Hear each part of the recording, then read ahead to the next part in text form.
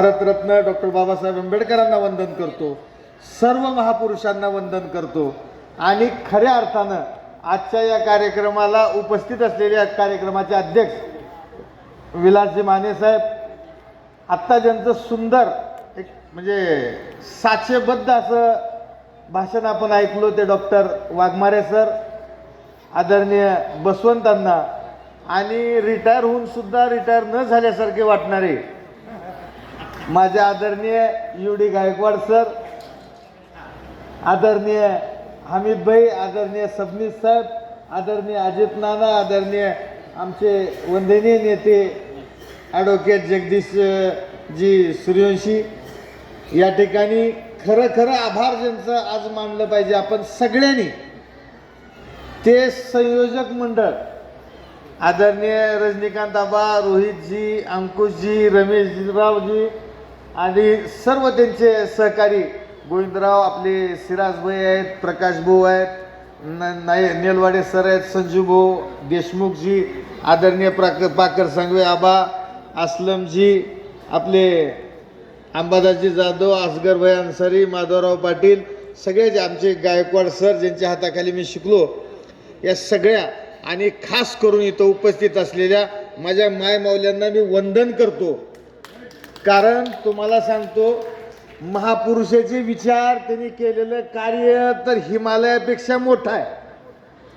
त्याला आपण सर्टिफिकेट द्यायची गरज नाही, परंतु त्यांच्या विचारावर नुसती मिरवणुकीची जयंती करण्यापेक्षा ही विचाराची जयंती करणं आवश्यक आहे.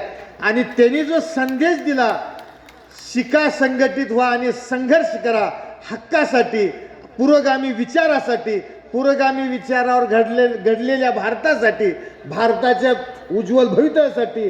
भारताचं उज्ज्वल भविष्य म्हणजे कुणाचं?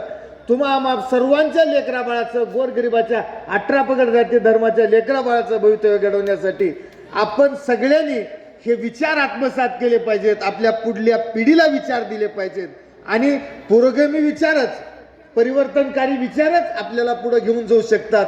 खास करून मी संयोजकाचे अजून एका गोष्टीबद्दल आभार मानतो तुमचे अंकुश भाऊ, की इथं कार्यक्रमासाठी ज्या छोट्या छोट्या मुली साडी घालून असं वाटलं ती माता रमाईच्या, सावित्रीच्या, जिजाऊच्या लेकी, प्रत्येकाला त्यांचं येणं, बसवंतापांत टेबलावर उभा करून त्यांची फोटो घेतली.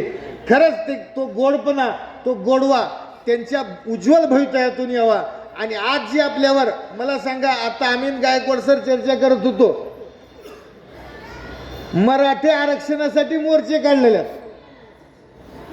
पण 2014 पासून आरक्षण राहिलंय कुठं, भरती हुलले कुठं, सगळे कंत्राटी होऊन गेले. त्याच्यामुळं भावानो, नुसतं या बाबासाहेबाच्या विचारामध्ये, संविधानामध्ये एवढी शक्ती आहे की त्या संविधानाचं नाव घेतलं आणि काय पद्धत का चालू, संविधानाचं पूजा तर सगळे करायचं, पूजा करण्यासाठी संविधान लिहिलेलं नाही, वाचण्यासाठी, आचरणासाठी, त्याच्या बंधनात जगण्यासाठी संविधान लिहिलेलं आहे. इथं फक्त हळदी कुंकू वाहून संविधानाचं मंदिर करणं हा बाबासाहेबांचा उद्देश नव्हता. संविधान तुमची, आमची, सगळ्याची, 18 पगड जाती धर्माची, ह्या भारतात जन्मलेल्या प्रत्येकाची, मोठ्यातल्या मोठ्यापासून लहानातल्या लहानापर्यंत प्रत्येकाची ढाल आहे, प्रत्येकाचं ती कवच कुंडल आहे. जसं कर्णाला कवच कुंडल होते, परंतु लाडीगुडी लावून जसं कर्णाकून कवच कुंडल काढून घेण्यात आली, तसं आपल्याकडून संविधान काढून घेण्याचं स्वप्न काही लोक बोलतायत, बघतायत.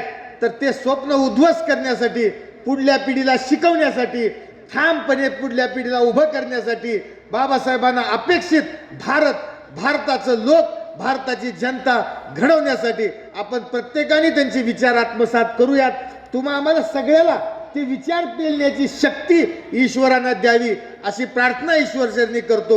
आणि आपण सगळेजण महापुरुषांना वंदन करू, कारण महापुरुष हे सगळे महापुरुष आपल्याला 33 कोटी देवापेक्षा मोठे. देवाने आशीर्वाद दिलेला आपण बघितलेला नाही, पण महापुरुषांनी दिलेल्या विचारावर आम्ही घडलेलो आहोत. त्या सर्व महापुरुषांना, फुले, शाहू, आंबेडकर, शिवरायांना वंदन करतो. थांबतो. धन्यवाद.